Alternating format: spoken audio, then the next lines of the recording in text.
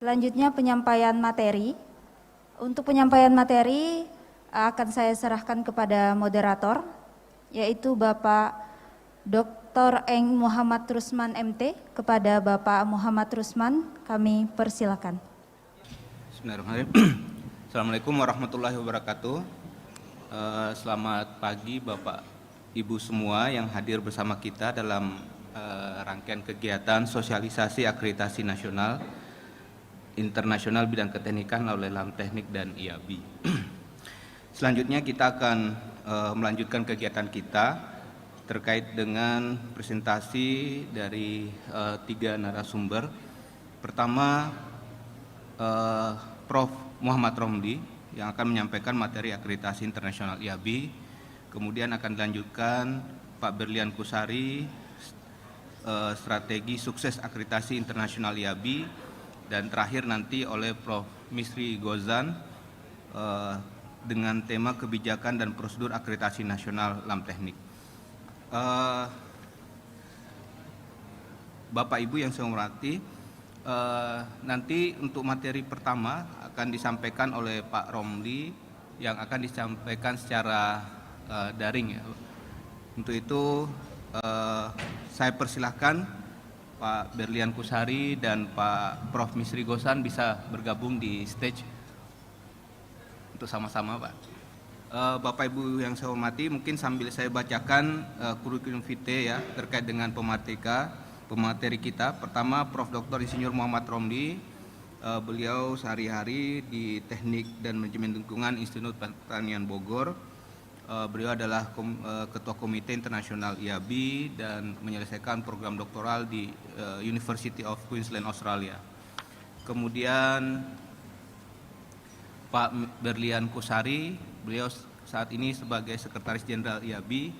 Beliau pendidikan S1 di UGM, kemudian S2 di Chulang Lakorn University, Thailand. Saat ini juga sebagai dosen Teknik Sipil Universitas Islam Indonesia. Kemudian Prof. Misri Gozan sehari-hari di Teknik Gas dan Petrokimia Universitas Indonesia. Beliau adalah Ketua Komite Eksekutif LAMTEK dan IABI.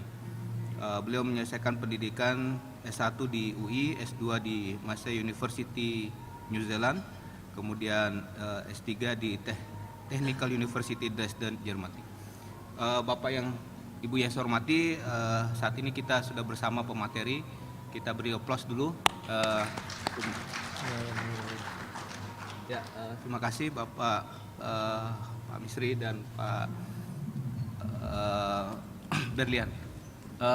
Untuk materi pertama terkait dengan akreditasi internasional IABI, silahkan Bapak Muhammad Romli untuk menyampaikan materi terkait akreditasi internasional IABI. Waktu dan tempat kami persilakan. Bismillahirrahmanirrahim. Assalamualaikum warahmatullahi wabarakatuh. Yang terhormat panitia ya, saya tidak bisa sebutkan satu persatu. Ya, yang terhormat juga para hadirin peserta sosialisasi akreditasi nasional internasional untuk bidang keteknikan ya, yang diselenggarakan oleh LAMTEK, IABI bekerjasama dengan FDTI, FDPNI, dan FPTPI. Saya diberi kesempatan oleh panitia untuk menyampaikan sedikit ya, memperkenalkan IABI dan bagaimana akreditasi internasional ini dilaksanakan dalam waktu kira-kira 20 menit. Mudah-mudahan cukup. Saya akan coba cakup semua materi ini tentu dengan secara cepat ya. Jadi IABI, kemudian International Education Accords, kemudian prinsip akreditasi IABI, kriteria akreditasi IABI, tipe akreditasi dan persyaratannya, ya. Kemudian rule and procedure, ya, prosedur evaluasi IABI. Oke, yang pertama adalah bahwa IABI ini adalah lembaga akreditasi untuk bidang keteknikan dan computing, ya. Level akreditasinya internasional, dan sifatnya sukarela, ya, jadi tidak wajib, sukarela. Kemudian prinsip penting akreditasi IABI adalah bahwa akreditasi ini merupakan mekanisme untuk memperbaiki mutu, ya, pendidikan tinggi dan juga untuk meningkatkan accountability kepada masyarakat dengan menggunakan atau dengan mengimplementasikan sistem atau pendekatan outcome based education. Nah, kriteria akreditasi IABI itu dikembangkan dengan mengikuti substantial equivalency, ya, yang di set up oleh Washington Accord untuk program keteknikan dan Seoul Accord untuk bidang computing. IABI ini bernaung di bawah PII karena memang persyaratan dari Washington Accord bahwa lembaga akreditasi itu harus merupakan non-government organization. Jadi kami berada di bawah PII sebagai lembaga yang otonom di bawah PII. Kemudian setelah melalui perjuangan yang cukup panjang dari tahun 2013, alhamdulillah pada tanggal 1 Juli yang lalu, IABI telah diterima sebagai signatory di Washington Accord. Ini adalah struktur organisasi dari IABI. Saat ini kita memiliki 2 subkomiti. Yang pertama adalah subkomiti Washington Accord untuk bidang keteknikan, dan satu lagi adalah subkomiti Seoul Accord, ini untuk bidang computing, dan kita sekarang sedang mengembangkan satu lagi subkomiti untuk Sydney Accord untuk teman-teman dari vokasi atau politeknik. Nah, ini adalah international accord untuk berbagai bidang, ya. Yang Washington Accord, Sydney Accord, dan Dublin Accord ini adalah untuk bidang keteknikan, ya. Ketiganya berada di bawah International Engineering Alliance. Kemudian ada yang di luar International Engineering Alliance, itu Seoul Accord untuk bidang computing, dan Canberra Accord untuk arsitektur. Nah, IEA ini merupakan payung, ya, bagi 7 buah agreement. 3 agreement itu adalah agreement di bidang pendidikan, ya, yaitu Washington Accord untuk professional engineers untuk program S1 4-5 tahun, Sydney Accord untuk engineering technologies untuk bidang teknologi, ya, untuk program 4 tahun sarjana terapan. Kemudian Dublin Accord itu untuk program teknisi untuk program 2-3 tahun. Kemudian ada competence recognition atau mobility agreement, ya, sesuai dengan education accord-nya, ya. APEC Engineers. Saat ini PII telah masuk di dalam APEC Engineers, dan pada waktu mendatang nanti dengan kita telah memiliki IABI, maka PII telah memiliki salah satu persyaratan penting untuk bisa masuk ke dalam International Professional Engineers Agreement juga pada masa mendatang. Nah, inti dari International Education Accord tadi adalah untuk memastikan bahwa program-program studi yang telah terakreditasi oleh lembaga di bawah Washington Accord tadi itu betul-betul memastikan telah memenuhi persyaratan, ya, standar pendidikan keteknikan, sehingga ketika mereka nanti melakukan training dan mengakumulasi pengalaman, maka pada saatnya dia akan menjadi seorang profesional yang diinginkan, ya, lebih kurang seperti itu. Jadi tujuannya adalah untuk memastikan bahwa program-program terakreditasi itu sudah menyiapkan lulusannya untuk masuk ke dunia profesi. Nah, apa yang dimaksud dengan substantial equivalence, ya, bahwa lulusan dari program studi yang diakreditasi oleh IABI itu nanti akan diakui setara dengan lulusan-lulusan lain yang diakreditasi oleh lembaga-lembaga akreditasi di negaranya masing-masing. yaitu seperti ini, bahwa meskipun antara YABI dengan lembaga lain di luar negeri memiliki standarnya masing-masing, memiliki kriteria akreditasinya sendiri-sendiri, akan tetapi lulusannya itu nanti diakui sebagai setara. Ya. Nah, ini adalah keanggotaan Washington Accord saat ini, di mana Indonesia menjadi anggota yang ke-23. Kemudian untuk yang bidang computing, itu accord-nya namanya Seoul Accord. PII YABI juga telah menjadi professional member dari Seoul Accord ini tahun 2021 kemarin. Ibu dan Bapak sekalian, ini prinsip ya, prinsip akreditasi YABI yang perlu kita sampaikan. Yang pertama, bahwa akreditasi ini sifatnya voluntary ya, tidak wajib ya. Mengapa demikian? Karena memang ide dari akreditasi itu menuntut bahwa program itu memiliki attitude ya terhadap mutu.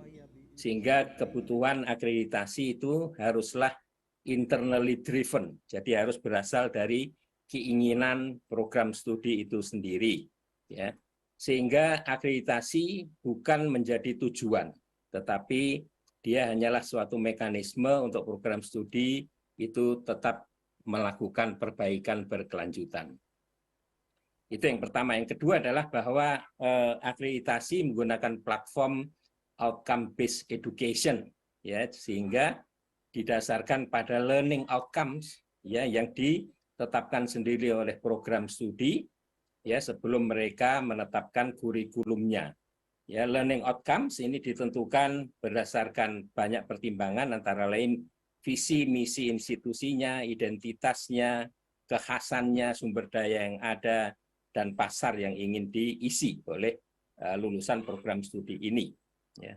Demikian juga akreditasi ini tidak dimaksudkan untuk melakukan perankingan atau membanding-bandingkan antara program studi yang satu dengan program studi yang lain. Kemudian international equivalency tadi sudah kita sebutkan, dan akreditasi dilakukan oleh third party, ya, oleh pihak ketiga dalam rangka untuk memastikan accountable kepada masyarakat. Ya.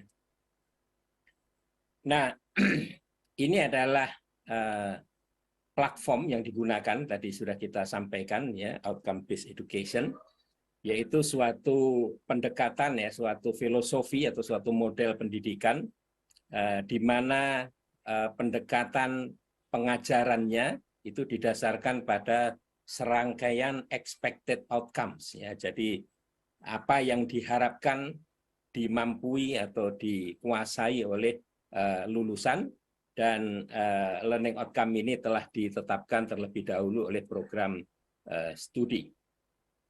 Nah, outcomes itu adalah suatu set nilai-nilai atau atribut, ya, tentang apa yang harus dicapai, dikuasai oleh mahasiswa setelah mereka menyelesaikan suatu tahap pembelajaran tertentu. Ya. Dan OBE ini sekarang menjadi platform untuk akreditasi internasional hampir sebagian besar lembaga-lembaga akreditasi.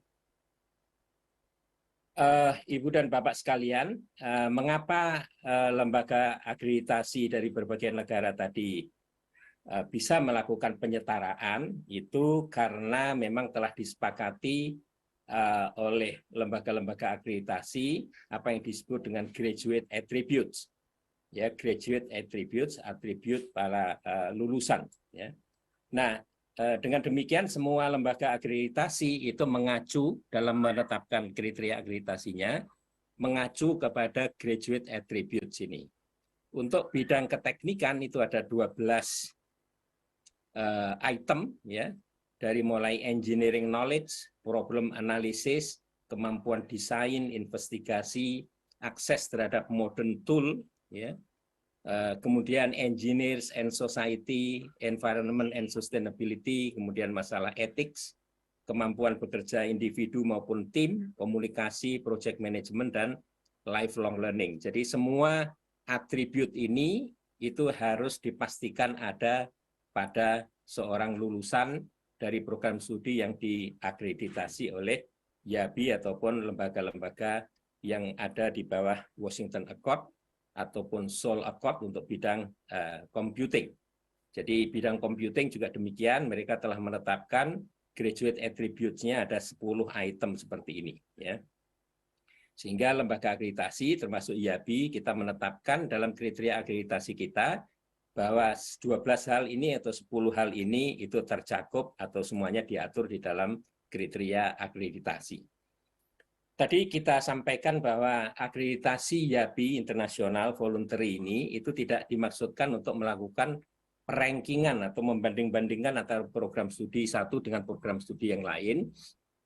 Itu sebagaimana digambarkan dari diagram ini, ya, bahwa garis ini adalah level kemampuan yang diinginkan oleh masyarakat untuk suatu bidang keteknikan tertentu, ya.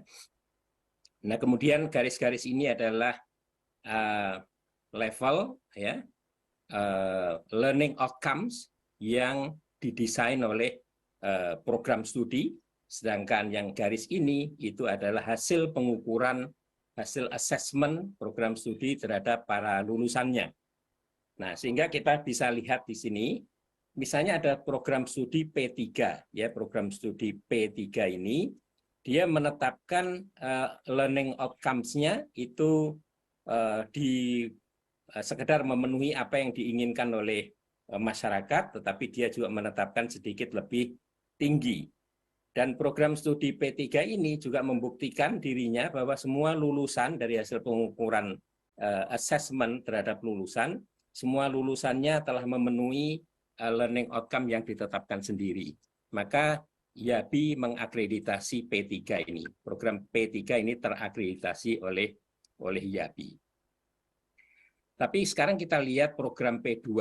Program P2 itu menetapkan learning outcomes-nya, ya, ada yang sesuai dengan yang diinginkan oleh masyarakat, tetapi juga ada yang kurang dari yang diinginkan oleh masyarakat. Meskipun program studi itu membuktikan bahwa semua lulusannya memenuhi learning outcome-nya, ya, tetapi karena learning outcome-nya ada yang di bawah ekspektasi masyarakat, maka IABI tidak mengakreditasi P2 ini. Kemudian Ibu dan Bapak sekalian kita lihat P1. P1 ini menetapkan learning outcome lumayan jauh dari apa yang diharapkan oleh masyarakat. Lebih tinggi dari apa yang diharapkan masyarakat, tetapi program studi juga membuktikan bahwa lulusannya semuanya bisa memenuhi learning outcome tersebut. Maka P1 ini terakreditasi. Sedangkan P4, ya, meskipun dia menetapkan learning outcomes-nya jauh lebih tinggi lagi daripada P1, tetapi ternyata dari hasil pengukuran ada lulusan atau ada mahasiswa yang tidak bisa mencapai learning outcomes yang ditetapkan oleh program studi itu sendiri. Sehingga menurut IABI P4 ini tidak terakreditasi. Ibu dan Bapak sekalian, kita masuk ke kriteria akreditasi IABI. Jadi sebuah program studi akan terakreditasi oleh IABI apabila program tersebut memenuhi dua hal, ya. Yang pertama memenuhi kriteria akreditasi, dan yang kedua juga program tadi memenuhi rule and procedure of evaluation and accreditation. Ya, semua informasi ini sudah ada di dalam websitenya IABI, jadi tinggal dipelajari dari sana. Yang jelas program studi akan terakreditasi kalau memenuhi dua hal ini. Kriteria akreditasi IABI itu ada yang disebut dengan common criteria, kriteria umum. Kriteria umum ini harus dipenuhi oleh semua program studi keteknikan, ya, ataupun computing, ya. Tetapi program studi tidak cukup hanya memenuhi common criteria, ya. Program studi juga harus memenuhi disiplin kriteria yang ditetapkan oleh disiplinnya masing-masing. Misalnya untuk keteknikan disiplin teknik industri, teknik kimia, teknik sipil dan sebagainya. Sehingga program studi harus memperhatikan, ya, harus memastikan common criteria terpenuhi, dan juga disiplin kriteria program studi tadi juga terpenuhi. Common criteria itu nanti selanjutnya dijelaskan, didetailkan lebih lanjut melalui dokumen yang namanya kriteria guide. Nah, saat ini untuk bidang keteknikan, sebelum ke sana, sebelum ke disiplin kriteria, kita akan jelaskan sedikit tentang common criteria atau kriteria umum yang harus dipenuhi oleh semua program studi apapun bidang keteknikannya, ya. Jadi YABI menetapkan common criteria dengan menggunakan pendekatan plan, do, check, act. Jadi kriteria kita ada 4 kriteria besar. Yang pertama adalah yang terkait dengan orientation of graduate competence. Jadi terkait dengan profil lulusannya, ya. Di dalam kriteria akreditasi YABI untuk kriteria besar nomor 1 ini plan ini ada 3 hal yang diatur. Yang pertama adalah bahwa program studi harus menetapkan autonomous professional profile-nya, ya, atau tujuan pendidikan programnya menghasilkan profil profesional seperti apa. Yang kedua adalah adanya kewajiban untuk mempublikasikan profil profesional yang ingin dihasilkan tersebut dan juga melakukan sistem bagaimana profil tadi itu direview secara periodik, ya. Kemudian yang ketiga adalah yang mengatur tentang capaian pembelajaran lulusan. Jadi untuk mencapai tujuan pendidikan program menghasilkan profil profesional tertentu, maka ketika lulus program studi diminta untuk menetapkan capaian pembelajaran lulusannya seperti apa. Ya, itu diatur di kriteria nomor 1. Kemudian kriteria umum nomor 2 ini terkait dengan learning implementation. Jadi ini adalah tahap do-nya. Di sana diatur tentang kurikulum, silabus, tentang dosen, ya baik mutu, kuantitasnya, ya kan, peran dalam proses pembelajaran. Kemudian diatur juga tentang students, ya bagaimana masuk mahasiswa, ya kan, academic atmosphere. Kemudian diatur juga tentang fasilitas, ya, tentang kecukupan, kesesuaian, apakah dipastikan keselamatan kerja dan sebagainya. Yang kelima adalah tanggung jawab institusi. Ini 5 pasal yang mengatur terkait dengan learning implementation. Kemudian kriteria yang ketiga adalah terkait dengan learning outcome assessment. Jadi diminta di sana, ya, ada 2 pasal. Yang pertama adalah bahwa program studi harus memiliki sistem assessment yang efektif untuk memastikan atau untuk membuktikan bahwa learning outcomes tadi telah tercapai oleh lulusan. Dan yang kedua adalah bahwa program studi harus memastikan bahwa setiap lulusan dia telah memenuhi learning outcome-nya.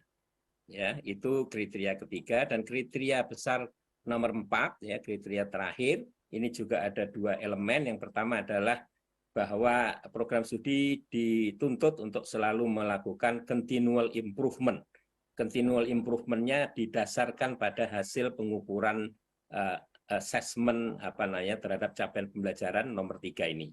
Ya, dan yang kedua adalah bahwa seluruh dokumentasi dan rekod, ya, catatan terkait dengan assessment maupun tindakan perbaikan berkelanjutan itu harus di-maintain, harus dijaga, harus dipelihara, ya, dan diberikan akses kepada pihak-pihak yang memerlukannya. Ini adalah kriteria umum akreditasi YABI. Tadi kita sudah sampaikan bahwa saat ini, ya, kita untuk bidang keteknikan telah memiliki sekitar 17 disiplin kriteria disiplin, dari mulai teknik pertanian, teknik kimia, sipil, petroleum, mining, biomedical, environment, kemudian nuklir dan sebagainya, ya. Ini adalah disiplin yang telah memasukkan kriteria-kriteria disiplinnya, ya, sehingga masing-masing program studi yang berada di bawah disiplin yang tercantum di sini itu bisa memilih disiplin ini sebagai kriteria disiplinnya. Demikian juga untuk program computing, selain harus memenuhi common criteria serupa, ya, yang tadi sudah kita bahas, juga harus memenuhi disiplin kriteria untuk bidang computing. Saat ini ada 5 bidang, computer science atau informatics, kemudian information system, information technology, software engineering, dan computer system. Kemudian Ibu dan Bapak sekalian, ada 2 tipe akreditasi yang dilakukan oleh YABI. Yang pertama adalah yang disebut dengan General Accreditation. Ya, General Accreditation itu adalah tipe akreditasi yang tadi membawa kepada efek penyetaraan secara internasional tadi. Ya, ini adalah tipe akreditasi yang memerlukan persyaratan bahwa program studi telah menetapkan sistem pendidikan outcome-based education dan telah menghasilkan lulusan dari sistem outcome-based education. Ya, itu yang eligible untuk mendaftar di General Accreditation. Sedangkan tipe kedua yang disebut dengan Professional Accreditation, ini adalah diperuntukkan terutama untuk program-program studi yang baru menerapkan OBE, ya, supaya tidak terlalu supaya efisien, ya. Mereka bisa mengajukan Professional Accreditation setelah menjalankan sistem OBE-nya selama 1 tahun untuk kita evaluasi, untuk kita lihat apakah dalam waktu beberapa tahun mendatang, beberapa tahun ke depan, itu program ini sudah di jalan yang benar untuk bisa mencapai atau untuk bisa aplikasi ke General Accreditation ataukah belum. Ya, jadi ini adalah layanan yang diberikan oleh YABI supaya program studi yang baru menerapkan OBE itu sudah memperoleh semacam guidance lah begitu ya, supaya nanti pada saatnya mereka telah menghasilkan lulusan, mereka sudah siap untuk bisa mengajukan General Accreditation. Ini lebih lengkapnya lagi Ibu dan Bapak sekalian, persyaratan tentang eligibility, program studi mana yang bisa aplikasi General Accreditation dan mana yang bisa aplikasi untuk Professional Accreditation. Kemudian ini adalah sedikit memperkenalkan bagaimana prosedur evaluasi akreditasi itu dilaksanakan. Jadi kami mulai mengumumkan untuk program studi melakukan registrasi itu pada bulan April. Ya, kemudian pada bulan Mei itu akan ditetapkan tim evaluasinya, evaluatornya. Kemudian mereka akan kemudian program studi akan memasukkan dokumentasi yang dipersyaratkan, yaitu mengisi self-evaluation report dan juga menuliskan program profilnya, profil program studi. Kemudian tim tadi akan bekerja melakukan initial review pada bulan Juli-September. Kemudian pada bulan Oktober-November akan dilakukan on-site visit, datang ke kampus untuk melihat atau untuk mengkonfirmasi semua informasi yang diberikan dalam dokumen. Kemudian nanti akan ada proses tanggapan dari program studi tentang hasil awal yang dilakukan saat site visit, di mana program studi bisa melakukan menjawab apa yang dianggap masih menjadi kekurangan dan sebagainya.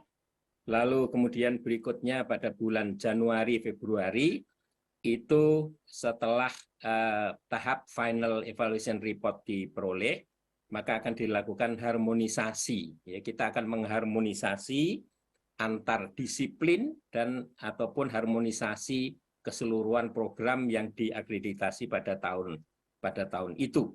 Ya, harmonisasi ini memastikan bahwa kejadian yang sama atau fenomena yang sama di suatu program studi itu akan memperoleh judgement penilaian yang sama, lebih kurang gitu. Jadi itu berlaku untuk level disiplin maupun level keseluruhan program yang diakreditasi pada siklus tahun tersebut. Kemudian hasil dari plenary meetings, evaluation accreditation committee ini nanti akan dibawa ke yang namanya Forum Accreditation Council. Ya, Accreditation Council ini adalah lembaga yang menetapkan ya apakah program studi tadi dinyatakan terakreditasi atau terakreditasi tidak penuh atau tidak terakreditasi dan sebagainya. Sehingga dengan demikian siklus akreditasi YABI itu memakan waktu 1 tahun penuh, ya 12 bulan. Evaluasi dilakukan oleh 3 orang evaluator, ya biasanya 2 berasal dari akademisi dan 1 dari industri. Terkadang juga kita melibatkan evaluator yang dalam proses training untuk mengikuti proses evaluasi. Ya, tentu ada persyaratan untuk menjadi evaluator, ya kompetensinya memenuhi etik, conflict of interest, confidentiality dan sebagainya. Nah, hasil akreditasi itu akan diberikan judgement oleh para evaluator.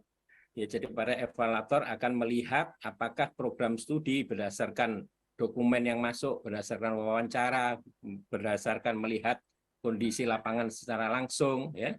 Maka evaluator akan bisa melakukan judgement apakah program studi terhadap setiap elemen kriteria ini telah bisa memenuhi ataukah ada catatan, ya.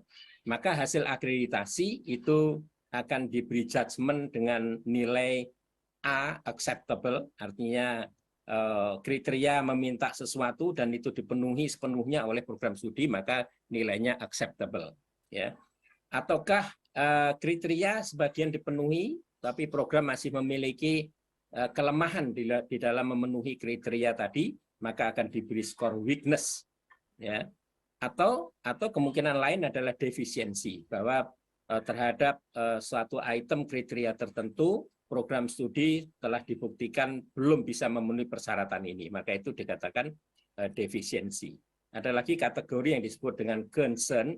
Concern itu adalah situasi di mana saat ini program studi bisa memenuhi kriteria tertentu, tetapi evaluator melihat pada masa tidak terlalu lama, beberapa tahun mendatang misalnya, ada suatu kondisi yang berpotensi untuk menyebabkan apa yang sekarang telah dipenuhi bisa menjadi tidak terpenuhi, maka kondisi itu disebut dengan concern.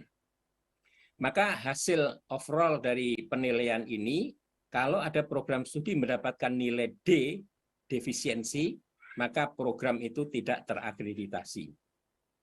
Kemudian kalau suatu program hanya memiliki nilai A dan C saja, jadi nilainya bervariasi antara A dan C, maka program itu akan mendapatkan akreditasi selama 5 tahun, ya, full.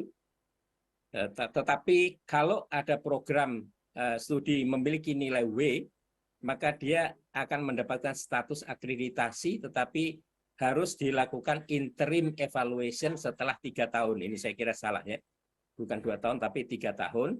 Ya, untuk nanti setelah tahun ketiga dilihat apakah kelemahan-kelemahan yang dilaporkan, weakness tadi itu sudah diperbaiki atau belum oleh program studi. Ya. Nah, kemudian program studi yang dinyatakan tidak terakreditasi itu mereka berhak untuk melakukan appeal, mempertanyakan, ya, kepada IABI apakah keputusan dari Accreditation Council tadi itu sudah benar, ya, ataukah yang benar adalah klaimnya program studi. Izin Prof, 3 menit jadi lagi, ini Prof. tadi hasilnya, ya, apakah program studi akan terakreditasi 5 tahun ataukah dia terakreditasi dengan interim evaluation setelah 3 tahun. Ya. Interim evaluation itu bisa Izin, Prof, bisa dengan site visit, artinya 3 menit bukti lagi, Prof. bahwa kelemahan tadi telah diperbaiki, itu hanya bisa dilihat kalau dilakukan site visit, maka akan dilakukan site visit. Atau kalau bukti dari kelemahan tadi itu cukup dilihat dari dokumentasi, maka tidak perlu ada site visit. Ya. Izin Prof, 3 menit lagi, Prof. Saya rasa saya sudah mendekati selesai. Ini kita sampaikan bahwa untuk evaluasi IABI ini kita sepenuhnya menggunakan online system. Ya, jadi kita tidak memerlukan kertas, ya, kita hanya menggunakan online system, ya. Sudah ada template-template yang disediakan sehingga program studi dengan mudah bisa menyampaikan, ya, apapun dokumen informasi yang perlu di submit, ya. Jadi online evaluation system, kecuali tahap site visit tentu itu tidak dilakukan secara online, ya, tetapi secara langsung. Tak yang bisa dilakukan, tapi di sana saya lihat ada Pak Berlian. Silakan dikontak Pak Berlian, mungkin alamat juga ada alamat yang lebih baru, tapi ini saya kira sudah baru ya. Kemudian saya kira itu pengantar sedikit ya, pengenalan tentang YABI. Memang dengan waktu 20 menit saya kira kita harus melakukannya secara cepat. Demikian moderator, informasi ingin saya sharing. Silakan kalau saya tidak tahu apakah akan diberi kesempatan tanya jawab. Kalaupun ada keterbatasan dan sebagainya, di sana ada Pak Berlian yang juga nanti bisa membantu mengklarifikasi banyak hal. Terima kasih. Ya, terima kasih Prof. Muhammad Romli. Insya Allah kita di sesi akhir nanti ada diskusi. Untuk kita sampaikan dulu aplaus buat Pak Romli atas materinya. Terima kasih Prof. Kemudian kita lanjut materi kedua, insya Allah akan disampaikan oleh Pak Berlian Kusari terkait dengan strategi sukses akreditasi internasional YABI. Waktu dan tempat saya persilakan. Baik, Bapak Ibu sekalian, selamat pagi. Assalamualaikum warahmatullahi wabarakatuh. Salam sejahtera untuk kita semuanya. Saya ingin mencoba menyampaikan materi yang dipersingkat karena ini hari Jumat Pak ya, hari pendek gitu, dan kita ingin memberikan porsi yang berimbang antara akreditasi internasional dan nasional. Berimbang artinya mungkin kebutuhan yang nasional lebih banyak sehingga yang internasional tidak harus sangat detail, tapi kami di IABI melalui email maupun melalui website ataupun melalui sarana komunikasi yang lain siap untuk memberikan penjelasan kepada Bapak Ibu ya, termasuk juga kalau ada prodi-prodi yang menginginkan untuk dilakukan pendampingan ya Pak Misri ya. Kita memiliki artinya prodi yang misalnya ingin, tadi disampaikan Prof. Romli, ingin mempelajari bagaimana sih mempersiapkan outcome based education di kampus gitu ya, mempersiapkan dari mulai restructuring kurikulumnya misalnya, atau mulai kemudian bagaimana membuat outcome based assessment sistemnya dan seterusnya. Itu kita di bawah Batap IABI Lam Teknik memiliki lembaga training sendiri untuk keperluan itu ya, memang untuk keperluan membantu program studi, mempersiapkan diri, mengimplementasikan OBE, outcome based education. Nah, di sini saya ingin menyampaikan topik yang terkait dengan kiat sukses ya, kiat sukses program studi untuk meraih akreditasi internasional. Nah, tapi kami ingatkan lagi, tadi Prof. Romli juga sudah mengingatkan bahwa akreditasi itu sebetulnya bukan tujuan, tetapi akreditasi itu adalah alat Bapak Ibu sekalian untuk kita mencapai dan terus-menerus menjaga dan mengembangkan mutu pendidikan. Sejalan dengan apa yang direkomendasikan tadi oleh FDTI bahwa akreditasi itu tidak dimaksudkan untuk menjadi pekerjaan utama, tetapi akreditasi adalah sistem penjaminan mutu pihak ketiga, pihak eksternal yang akan mengatakan bahwa Bapak Ibu, prodi Bapak Ibu adalah prodi-prodi yang hebat, yang baik ya, sehingga masyarakat akan percaya dengan kualitas dari prodi yang Bapak Ibu selenggarakan. Itu tugas dari akreditasi. Nah, untuk bisa mencapai akreditasi internasional atau bahkan juga nasional sekarang gitu, itu mau tidak mau, suka tidak suka, kita harus mulai beralih kepada sistem pendidikan berbasis capaian pembelajaran atau outcome based education ya. Ini sudah dikenalkan sebetulnya oleh pemerintah melalui SN Dikti 2015 yang lalu. Mulai sudah ada kata-kata CPL gitu ya, capaian pembelajaran lulusan. Nah, tapi mungkin kemudian ada kurikulum KKN dan seterusnya gitu ya. Nah, itu cikal bakal bahwa Indonesia itu sudah mulai beralih dari content based kurikulum menuju ke outcome based kurikulum dan seterusnya, harapannya menjadi outcome based education. Nah, mengapa kita beralih ke sini? Gitu ya, karena kita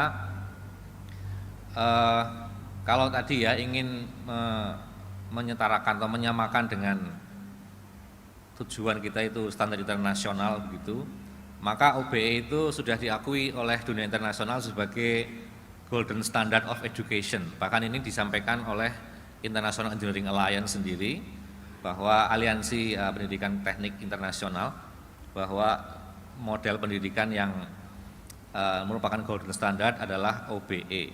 Kenapa OBE? Kenapa outcome base yang distandarkan, bukan input base atau content base? Karena outcome-nya lah yang bisa outcome dari graduate-nya atau atribut dari lulusannya lah yang bisa disepakati antar bangsa gitu ya. Antar bangsa itu tidak bisa menyepakati inputnya harus bagaimana atau prosesnya harus bagaimana, itu sangat tergantung dari tradisi, dari mungkin kebijakan dalam negeri masing-masing. Tetapi yang bisa disetarakan di level internasional tentunya adalah outcomes-nya atau graduate attributes-nya. Sehingga disinilah pentingnya kita harus bisa prodi yang terakreditasi, artinya harus bisa meluluskan mereka-mereka yang memang sudah memenuhi outcomes yang digariskan atau yang dicanangkan sebelumnya. Nah, Bapak Ibu, kami punya pengalaman, kami di prodi kami itu juga terakreditasi internasional ya Bapak Ibu sekalian. Ketika waktu itu dari Jabi, karena IAB belum lahir waktu itu. Nah, asesor Jabi waktu itu bertanya kepada kami di prodi. Pertanyaannya cukup tricky Bapak Ibu sekalian. Nanti juga Bapak Ibu nanti kalau akreditasi ke IAB juga pasti akan menghadapi pertanyaan ini. Pertanyaannya begini, Bapak, apakah ada mahasiswa yang Bapak Ibu luluskan tetapi tidak memenuhi capaian pembelajaran? Pertanyaannya gitu. Jawabnya harus gimana Bapak Ibu? Kalau jawabnya, oh ada Pak gitu ya, ya langsung tidak terakreditasi kan?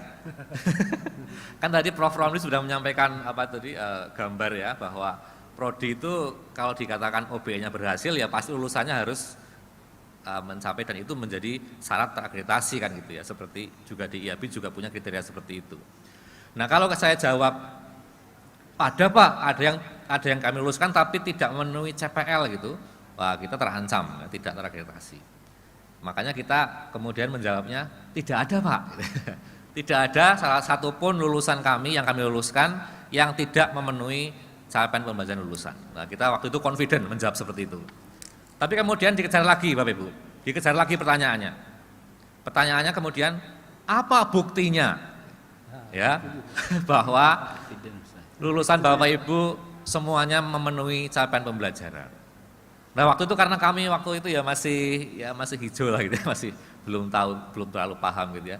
Kami memberikan bukti itu berupa IPK lulusan Bapak Ibu sekalian. Jadi ketika kita buktikan nih Bapak asesor yang kami hormati, ini data yudisium kami semester ini, semester sebelumnya semua lulusannya IPK-nya di atas 3,0. Jadi kan kami confident ya, yakin bahwa ini jawaban yang tokcer lah kira-kira gitu. Tapi di luar dugaan Bapak Ibu sekalian, ditanya lagi sama asesor.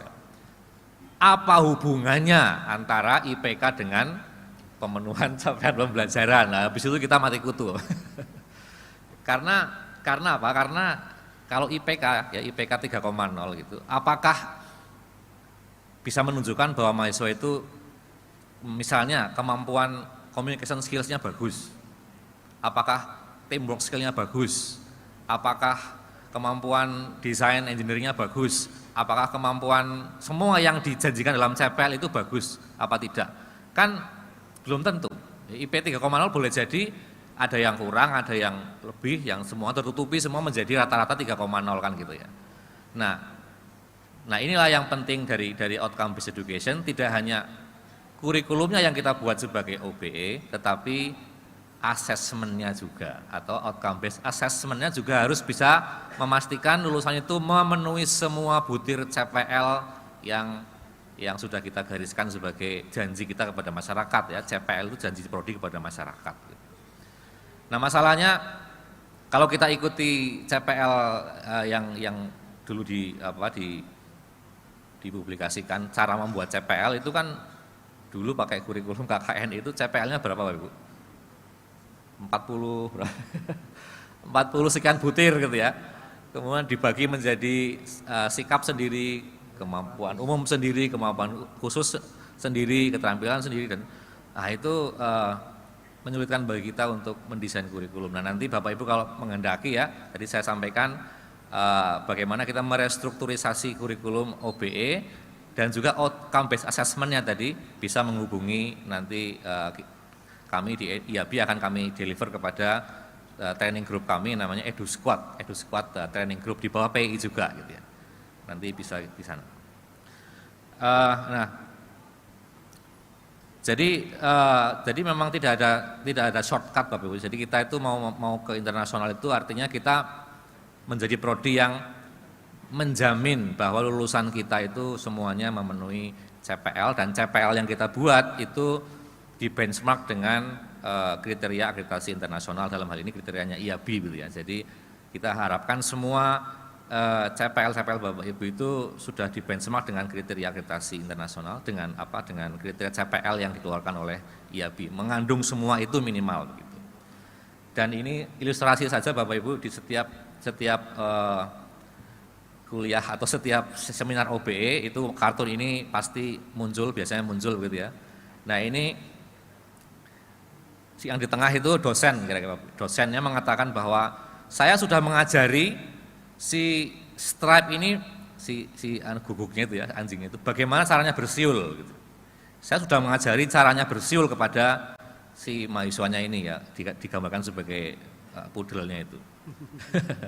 Tapi kemudian asesor datang atau pengguna lulusan datang ya, Bapak Ibu, pengguna lulusan kita datang, terus kemudian ngecek kepada lulusannya.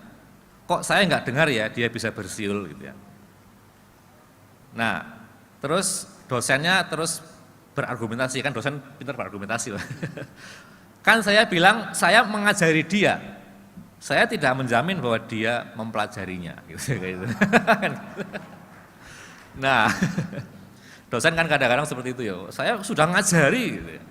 Nah, tapi kalau OBE nggak boleh seperti itu Bapak Ibu. Kalau OBE itu artinya tidak berhenti pada apa yang sudah diajarkan, tetapi kita memastikan bahwa mahasiswa itu sebenarnya sudah menguasai gitu ya, apa yang melalui proses pembelajaran dari apa-apa yang kita janjikan tadi. Nah, itu bagaimana itu nanti kita buat dalam kurikulum, dalam sistem pembelajaran, itulah kunci suksesnya sebetulnya menjadi atau meraih akreditasi internasional. Nah, OBE itu ya, kalau Bapak Ibu saya bisa cerita sedikit, kita berangkat dari hilir ke hulu, Bapak ya. Dari hilir kita membayangkan bahwa nanti 35 tahun setelah lulusan kita itu menjadi profesional mandiri, menjadi insinyur-insinyur profesional yang punya atribut profesional seperti apa. Kita harus punya bayangan, punya gambaran, punya mimpi. Dituliskan dalam statement prodi. Kemudian ditarik ke belakang, oke, kalau 35 tahun setelah lulus itu seperti itu profilnya, maka ketika lulus harus memiliki bekal pengetahuan, keterampilan, sikap yang seperti apa. Itulah CPL yang ada di capaian pembelajaran lulusan, yang itu merupakan entry level competence dari lulusan untuk bisa masuk kepada dunia profesional gitu ya. Nah, supaya bisa menghasilkan CPL yang seperti itu, maka semua sumber daya pendidikan, baik itu dosen, kurikulum, tata kelola, sumber daya dan sebagainya, itu kita harus organisir, kita fokuskan betul untuk mencapai supaya mahasiswa itu lulus dengan CPL yang baik gitu. Jadi Bapak Ibu sekalian, kalau kita mau ke akreditasi internasional itu sebetulnya titik tembaknya adalah dharma pertama dari tridharma perguruan tinggi saja. Dharma pertama itu dharma pendidikan. Habis itu kalau penelitian pengabdian masyarakat itu kurang begitu ditembak oleh akreditasi internasional. Yang ditembak itu bagaimana education sistemnya itu bisa menghasilkan lulusan yang memenuhi persyaratan tadi. Nah, oleh karena itu apa konsekuensinya? Nanti ada konsekuensinya di belakang, bagaimana LAM Teknik akan melakukan penyetaraan ya terhadap prodi yang sudah memiliki akreditasi internasional nanti di belakang. Nah, OBE itu apa? Bapak Ibu sekalian sebagai pengurus pengelola prodi pasti sudah tahu, sudah paham semua istilah yang ada di depan. Tapi ini nanti harus kita rangkai menjadi suatu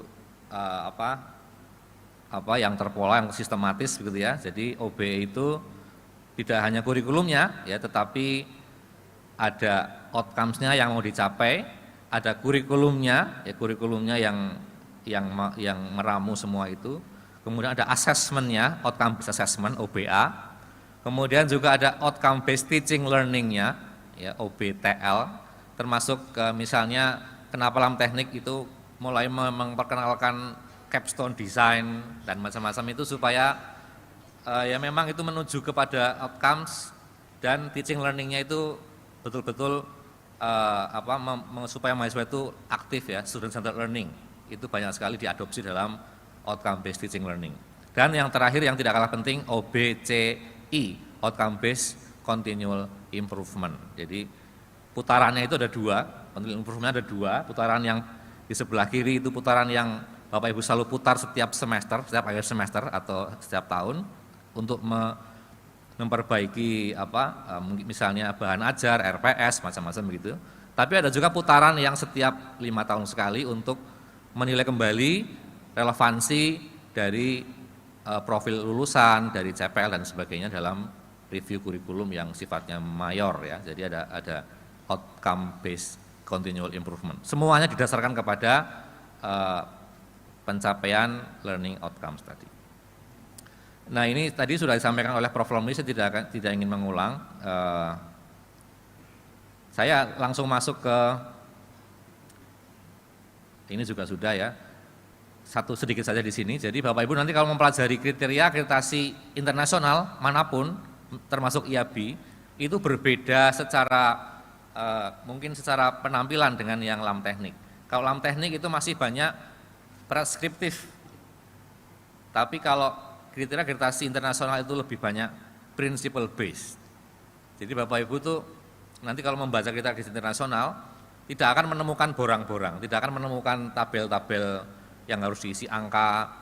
Kalau angkanya sekian nanti nilainya berapa, 3, atau 4, 2, gitu ya. Tidak ada. Tetapi semua kriteria itu berbasis kepada prinsip. Artinya ketika ini kriteria berbunyi apa, Bapak Ibu perlu memahami dan membuktikan diri dengan evidence yang ada bahwa prodi memenuhi kriteria yang diminta secara prinsip. Nah itu kebebasan kita dalam membuktikan ya dokumen yang menjadi evidence apa dan sebagainya itu khas milik prodi masing-masing. Itu salah satu ciri dari kriteria akreditasi internasional termasuk IAB. Nah kalau Bapak Ibu menghendaki untuk ya nantinya menuju ke akreditasi internasional, mungkin ini yang saya sampaikan di depan adalah strategi bagi prodi untuk bisa mempersiapkan diri ya meraih akreditasi internasional IAB. Sebelumnya tadi akreditasi internasional IAB sudah diakui di level internasional karena IAB sendiri sudah menjadi anggota Washington Accord, Seoul Accord, dan kita akan menuju juga Sydney Accord untuk yang vokasi gitu ya. Jadi kalau sekali diakreditasi oleh IAB, Bapak Ibu prodinya sudah diakui internasional. Dan kayaknya kalau di rumpun-rumpun lam-lam yang lain yang memiliki lembaga akreditasi yang internasional tapi yang beroperasi di Indonesia itu hanya teknik ya Bapak Ibu. Jadi di IAB melalui dan Lam Teknik itu kayaknya selama ini baru kita ya. Yang lain di luar sana. Nah ini kalau Bapak Ibu mau misalnya ya tahun 2022 ini mulai melakukan review kurikulum dan sistem pembelajaran untuk siap-siap menerapkan outcome based education OBE. OBE tadi saya sampaikan di depan tidak hanya kurikulumnya tapi asesmennya, continual improvementnya dan sebagainya ya. Dan juga mendesain PDCA atau PPEPP-nya. Nah kalau itu sudah siap desainnya, kan 2023 nanti kita terapkan tahun pertama kita merekrut mahasiswa baru yang mulai dididik menggunakan OBE tadi. Nanti tahun kedua 2024 kalau Bapak Ibu ingin memastikan bahwa sistem Bapak Ibu sudah on the right track, sudah di jalur yang benar, itu IAB membuka kesempatan Bapak Ibu untuk mengajukan Professional Accreditation atau PA, tadi disebutkan oleh Prof. Romli PA. Tapi Bapak Ibu prodinya harus sudah mengantongi akreditasi baik nasional dulu dari Lam Teknik. Kemudian tahun ketiga teruskan implementasi OBE-nya, dan tahun keempat setelah Bapak Ibu nanti akan memiliki 1 orang lulusan minimal dari sistem OBE yang sudah diterapkan, nah maka silakan nanti mengajukan General Accreditation, yang ini yang akan diakui secara internasional ya, yang General Accreditation. Tapi ada syaratnya, prodi Bapak Ibu sudah harus minimal baik sekali dari LAM teknik dulu gitu ya, baru bisa ke General Accreditation. Nah nanti kalau sudah terakreditasi oleh IAB di tahun berikutnya, maka hasil akreditasi itu bisa dikembalikan ke LAM teknik untuk mendapatkan penyetaraan unggul nasional ya dari LAM teknik. Nah kita sudah punya di LAM teknik peraturan ya, pedoman untuk penyetaraan status ini. Bapak Ibu nanti bisa download ya dari website LAM teknik. Ada 5 diktum ya, ini saya terakhir saya kira, 5 diktum bagaimana prodi itu yang mendapatkan akreditasi internasional bisa menyetarakan diri unggul ke LAM teknik. Yang pertama, LAM teknik baru saat ini menyelenggarakan penyetaraan itu pada level sarjana dan sarjana terapan dulu ya, belum untuk yang lain-lain, belum untuk yang master ataupun doktoral dan sebagainya, karena kami belum menemukan ada akord internasional yang untuk pasca sarjana itu belum ada gitu ya. Jadi kita baru ada di yang sarjana dan sarjana terapan dan juga teknisi nanti kalau ada. Kemudian yang kedua, prodi Bapak Ibu mendapatkan akreditasi dari lembaga akreditasi internasional, tapi peringkatnya sudah baik sekali dulu ya. Dan lembaga yang kita akui di LAM teknik itu adalah lembaga-lembaga yang berada di bawah naungan International Engineering Alliance, baik di bawahnya Washington Accord, Sydney Accord ataupun Dublin Accord. Kenapa? Karena kita memang sudah kita sudah menjadi anggota dari IEA itu di IAB-nya, dan sudah membenchmark capaian pembelajaran keinsinyuran itu juga di sana di IEA dan di akord-akord internasional itu ya, sehingga untuk akreditasi yang dari lembaga-lembaga lain boleh jadi tidak sejalan dengan yang ada di IEA ya, tidak bisa diakukan gitu. Kemudian nanti yang ketiga, nah ini yang tadi saya sampaikan, yang tadi saya sampaikan di depan, akreditasi internasional biasanya pada umumnya hanya berfokus pada dharma pertama, tridharma, yaitu dari sisi pendidikan, sistem pendidikan. Oleh karena itu nanti kalau Bapak Ibu itu ingin melakukan reakreditasi setelah unggul ya, setelah dapat dari IAB misalnya disetarakan unggul LAM teknik, kan nanti Bapak Ibu ikut IAB jadinya, tidak ikut LAM teknik tapi ikut IAB. IAB memberi 5 tahun ya, ikut IAB 5 tahun, kemudian nanti akan reakreditasi lagi ke IAB dan tinggal melaporkan lagi ke LAM teknik sudah dapat reakreditasi. Tapi ketika pelaporan itu, yang kedua tadi itu, Bapak Ibu tetap harus prodinya membuktikan bahwa memenuhi syarat perlu unggul yang nasional. Itulah untuk menjaga bahwa kita terakreditasi internasional dari sisi dharma pendidikannya, tetapi juga tidak melupakan dharma-dharma yang lain yang berupa penelitian dan pengabdian masyarakat yang diamanahkan oleh sistem SN Dikti kan gitu ya. Jadi tetap nanti untuk yang perpanjangannya LAM teknik memerlukan bukti dari Bapak Ibu bahwa prodinya tetap juga memenuhi syarat unggul.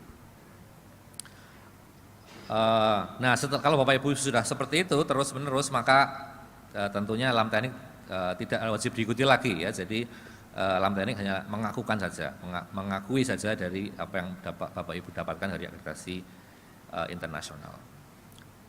Saya kira itu Bapak Ibu sekalian.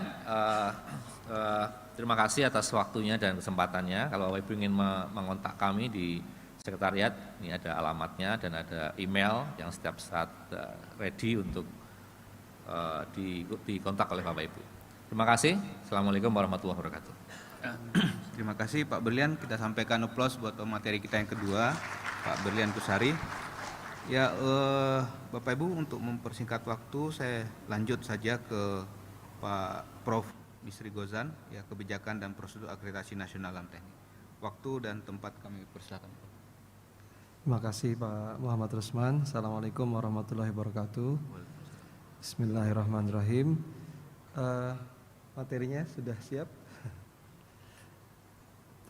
Terima kasih Bapak Ibu sekalian yang saya hormati atas kehadirannya, dan ini narsis sedikit ya.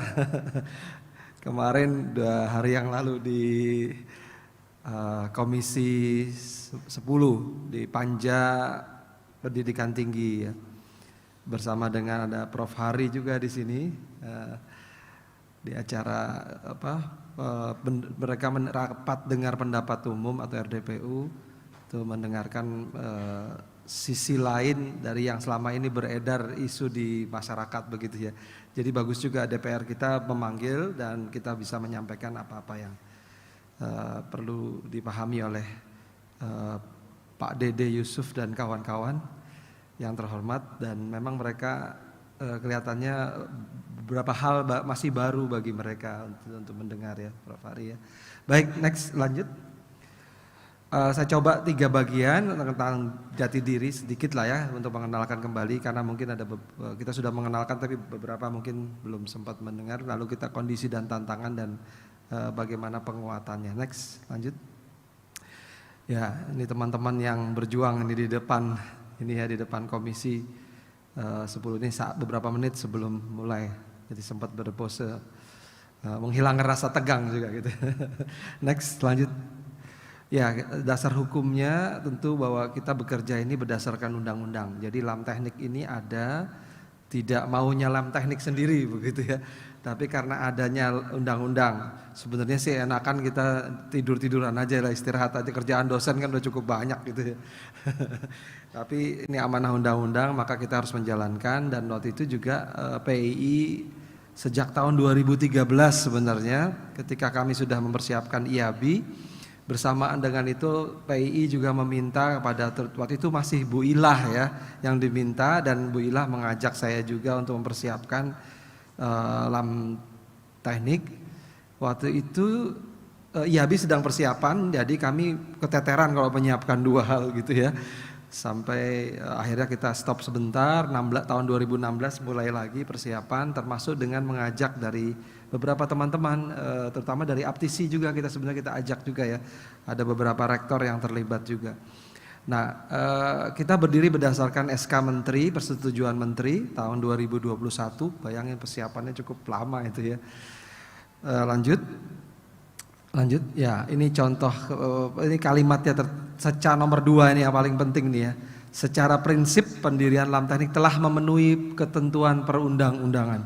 Untuk mendapatkan kalimat nomor 2 ini perjuangannya berat betul ya, dan alhamdulillah teman-teman. Next lanjut. Kenapa kita memperjuangkan? Karena akreditasi ini penting bagi Persatuan Insinyur Indonesia dalam rangka menjamin rantai nilai keinsinyuran.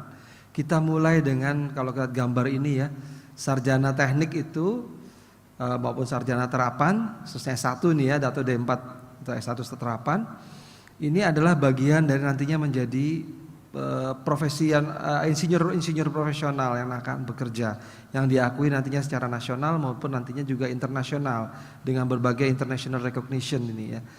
Dan oleh sebab itu jaminan di rantai pertama itu adalah ya di akreditasi di teknik gitu ya, di S1, vokasi dan seterusnya. Lanjut.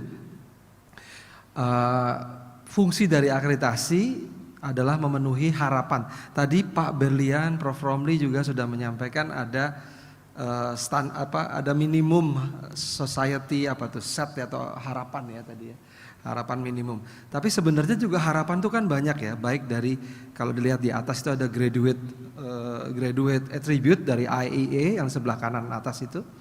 Tadi diterangkan oleh Prof Romli dan Pak Berlian. Tapi juga ada kepentingan harapan dari nasional, komunitas profesi, institusi, industri dan benchmarking dan sebagainya gitu. Nah, fungsi lalu dituangkan dalam proses pembelajaran, tadi diterangkan dengan sangat baik sekali oleh Pak Berlian. Jadi fungsi akreditasi itu sebenarnya menjamin itu semua berlangsung. Lanjut, sebelum dia nanti akan masuk dalam karir profesionalnya gitu. Nah, oleh sebab itu PII sebagai pemrakarsa Yang ini adalah sesuai dengan undang-undang pemrakarsa itu kan boleh organisasi profesi atau OP atau AUPPS ya, asosiasi apa universitas atau pendidikan tinggi program studi begitu ya, saya lupa tingkatannya persis ya. Asosiasi organisasi program studi kalau tidak salah begitu. Nah, mengajak yang lain-lain. Jadi kita waktu itu 16 asosiasi penyelenggara pendidikan mendukung, dan pada saat berdiri waktu itu sekarang sudah lebih dari 20 kalau tidak salah ya yang ikut mendukung.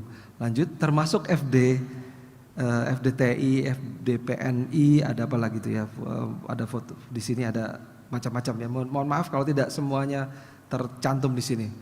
Lanjut. Ya, kita sangat bersyukur karena kita berada di bawah satu rumah PII.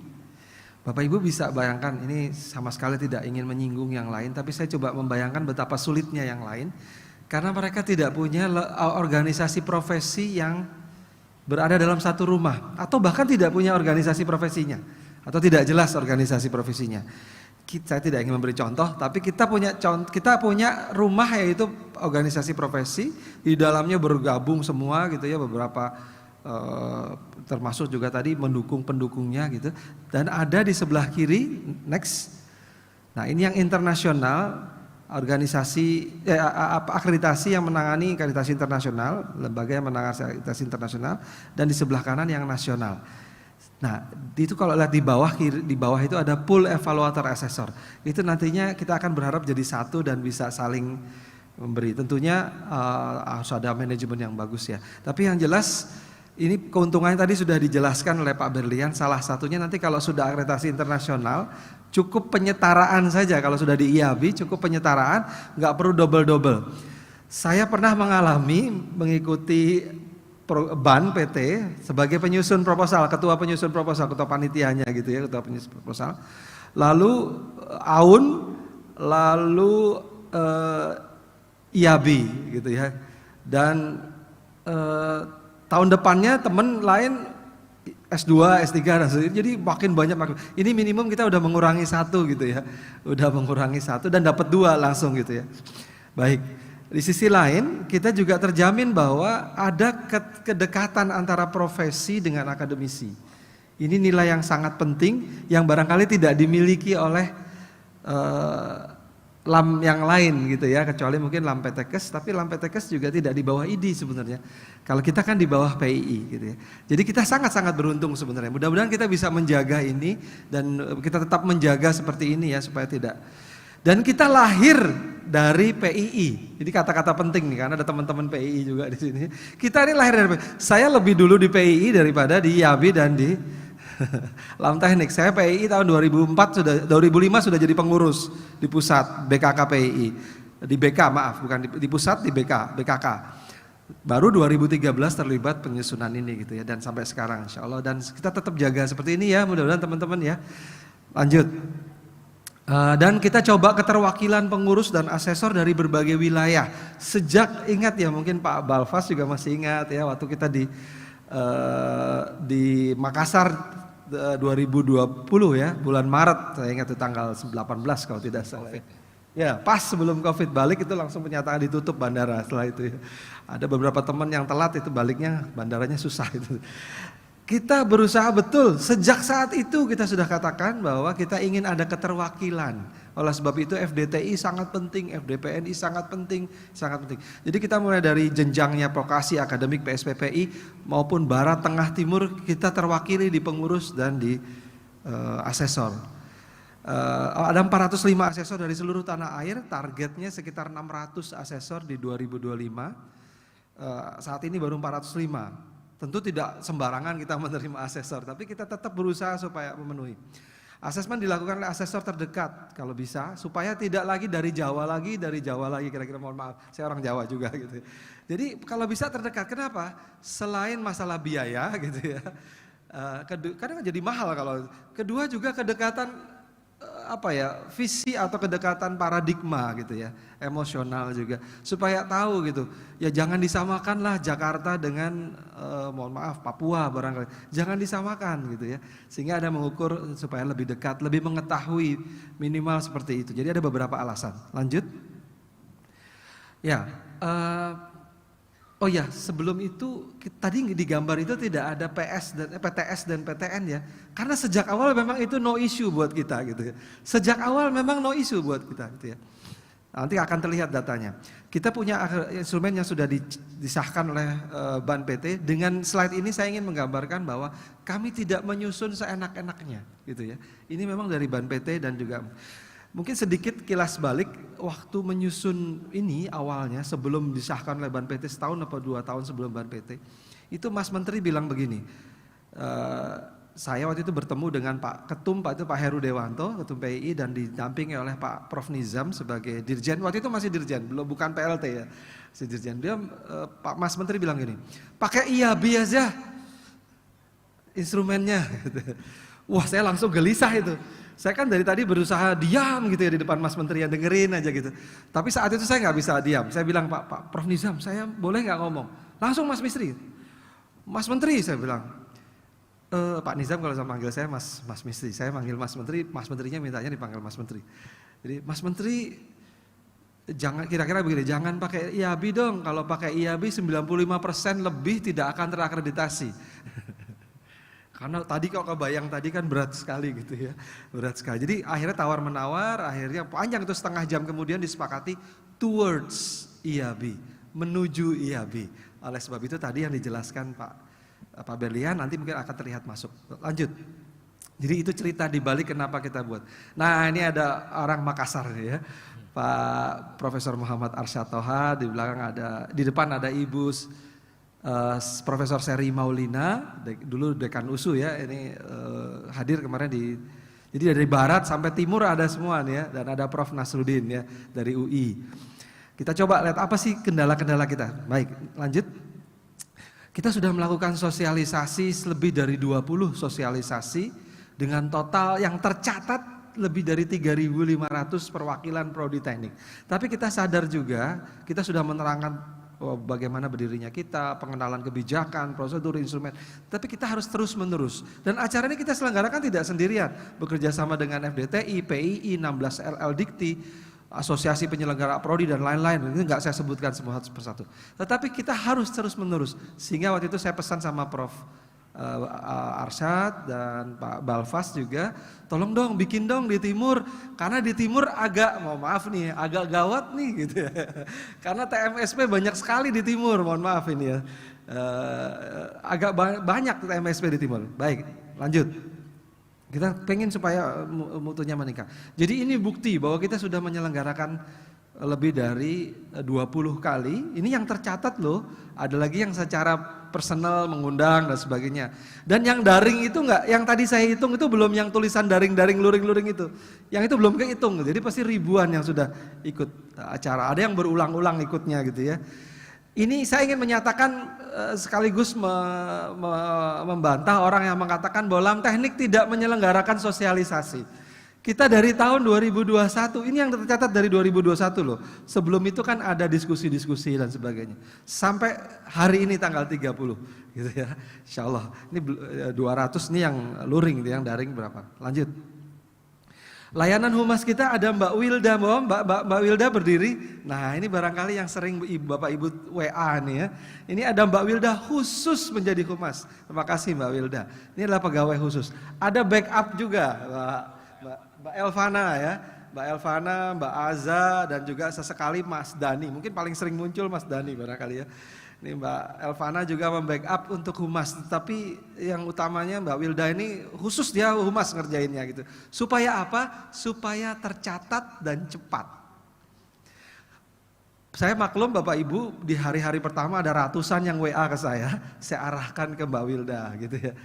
Sekarang sudah tinggal sedikit lah, seminggu paling 1-2 orang.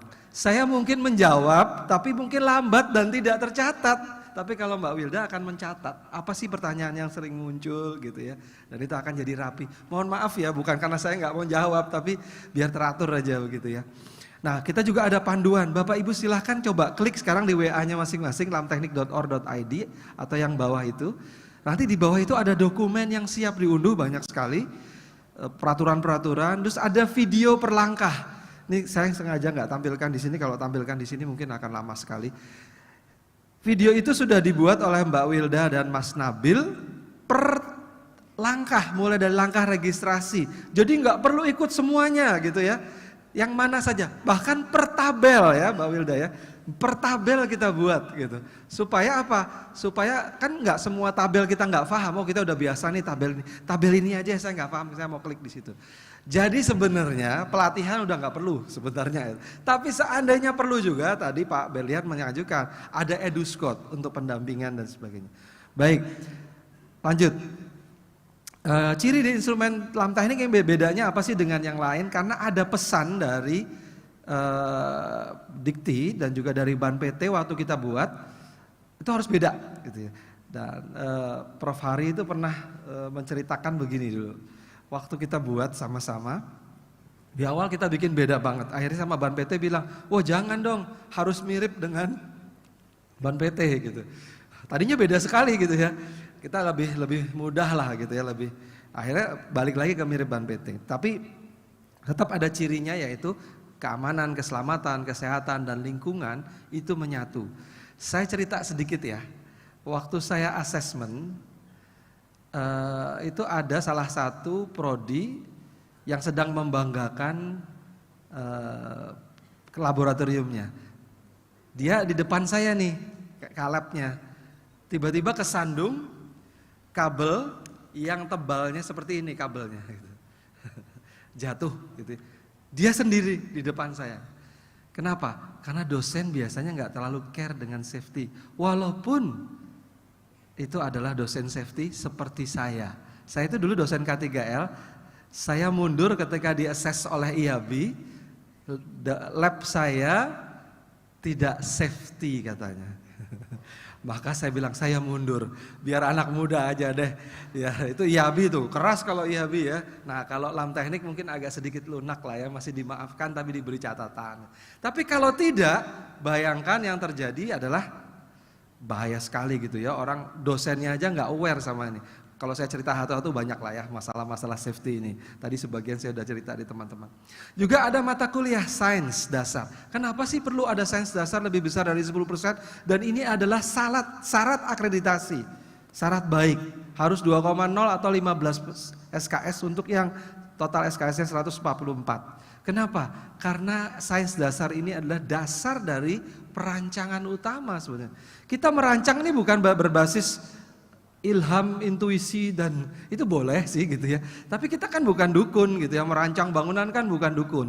Kita harus berdasar sains gitu. Merancang bangunan, merancang alat. Oleh sebab itu sainsnya harus kuat. Apalagi engineering itu menurut IEA tadi, menurut IAB dan IEA itu adalah complex engineering problem. Basis dari complex engineering problem itu sebenarnya adalah sains. Maka yang sainsnya kuat, maka dia akan mampu memecahkan yang berikutnya yaitu perancangan utama. Ya. Perancangan utama ini tujuannya sebagai pengalaman keteknikan bagi mahasiswa. Nah ini harus ada. Hanya saja tidak sedahsyat di IAB. Kalau di IAB itu berat sekali nih perancangan caption desainnya. Kalau kita mahasiswa minimal merasakan. Kalau kata-katanya Washington Necker itu experience ya. Merasakan bagaimana menjadi seorang insinyur yang nanti dia akan bekerja 5 tahun lagi, 10 tahun lagi. Lanjut. Nah siklusnya kita buat seperti ini, nanti mungkin Bapak Ibu sudah kenal. Kenapa? Saya hanya ingin menceritakan saja bahwa supaya Bapak Ibu dapat kepastian. Gitu ya, dapat kepastian kapan harus mendaftar, kapan harus menyiapkan diri menghadapi visitasi gitu, dan kapan berharap akan mendapatkan sertifikat. Memang di masa-masa ini masih banyak yang terkaget-kaget, tapi saya heran juga ya, biasanya kan 6 bulan sebelum akreditasi, sebelum habis masa akreditasi sudah mendaftar kepada Ban PT ya. Tapi justru dibuat seperti ini masih banyak yang terlambat gitu. Saya juga bingung juga gitu ya. Nah, ini kan berarti kurang tertib gitu ya sebenarnya. Mohon maaf ini kata-kata saya. Mohon mungkin karena ada faktor-faktor lain juga, tapi yang jelas mohon ini dijadikan kebiasaan kita ya supaya tertib gitu. Jangan supaya nanti malah kalau orang teknik itu kan butuh kepastian gitu ya. Kalau planning kan butuh kepastian. Baik. Saya ambil contoh saja ya. Misalnya kalau di batch 3 ini yang habisnya bulan September tanggal 1 September bisa mendaftar di tanggal 13 September. Kan bisa ya. Enak ya sebenarnya. Dan dapat perpanjangan sampai 20 Desember gitu ya. 2022 kan enak sebenarnya gitu ya. Nah, tapi juga mungkin agak rugi yang habisnya di 20 Desember gitu ya. Dapat perpanjangannya nggak dapat ya sampai 20 Desember aja gitu ya. Tapi tetap harus menjaga di batch 3. Cuma ini mohon maaf supaya nanti kita bergulirnya rapi. Lanjut. Ini alurnya sudah sangat jelas mulai dari pendaftaran akun, pengajuan akreditasi, penerimaan dokumen. Ketika sudah mendaftarkan akun, sudah membayar di langkah kedua, lalu menerima dokumen, maka kita mulai menyusun asesor. Nah, asesor ini kita tunjuk dari teman-teman kita juga kalau bisa tadi yang berdasarkan wilayah, jenjang. Oh ya, ada satu hal yang baru yaitu vokasi. Selama ini kan sering diakreditasi oleh akademisi gitu ya. Kita buat aturan nggak boleh gitu ya, kecuali sangat terpaksa. Dan di batch 3 ini masih ada sedikit yang terpaksa karena memang jumlah asesor vokasi sangat kurang, baik dari yang kami rekrut maupun yang dari BAN PT ya. Itu sangat kurang asesor vokasi. Sehingga kami akan membuka lagi mudah-mudahan tahun depan ya. Kita persiapkan dengan lebih baik. Kita sudah mendefinisikan mana yang kurang. Sepertinya sih mesin ya, kayaknya mesin itu sangat kurang gitu ya. Yang lainnya apalagi teknik kimia, saya kan teknik kimia itu masih sangat cukup gitu. Jadi mungkin vokasi yang teknik kimia nggak ada dulu ya, mohon maaf ya gitu. Nanti kita coba detailkan lah ya. Baik. Lalu asesmen lapangan, penetapan hasil. Baik, lanjut.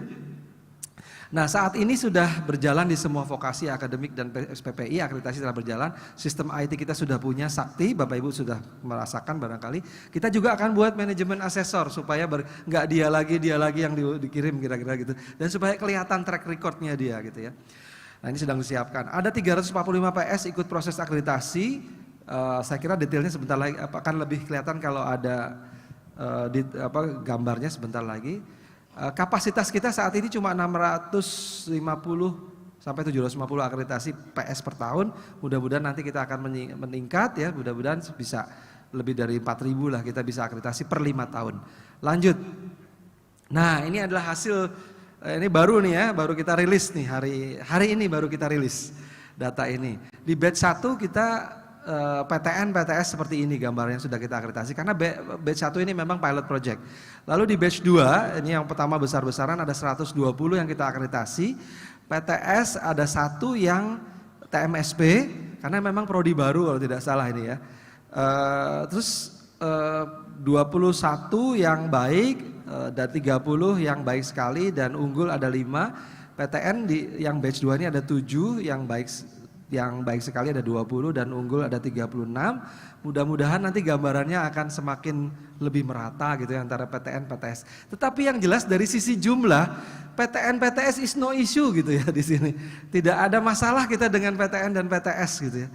Jadi kita tidak menanaktirikan, tapi ini adalah gambaran sebenarnya saat ini dan sebenarnya sangat wajar sebenarnya ya karena PTN lebih banyak yang sudah lebih banyak berdiri sudah cukup lama gitu. Walaupun PTS juga ada yang banyak berdiri sudah cukup lama juga. Baik, kita lanjut. Prodi kita ada 5.000, tapi sudah sebagian, mohon maaf yang teknik komputer, informatik dan sebagainya sudah sebagian ke Infokom, semuanya ke Infokom. Jadi sebagian dari 5.000 ini sekitar 3.500-an diasuh oleh teknik, lam teknik.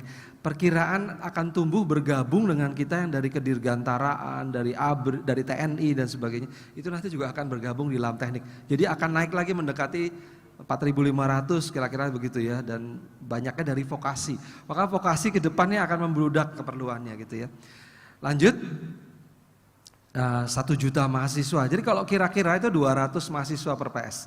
Tadi saya sempat coba uji petik gitu ya. Di tempatnya Pak Sapta ini di Riau gitu ya.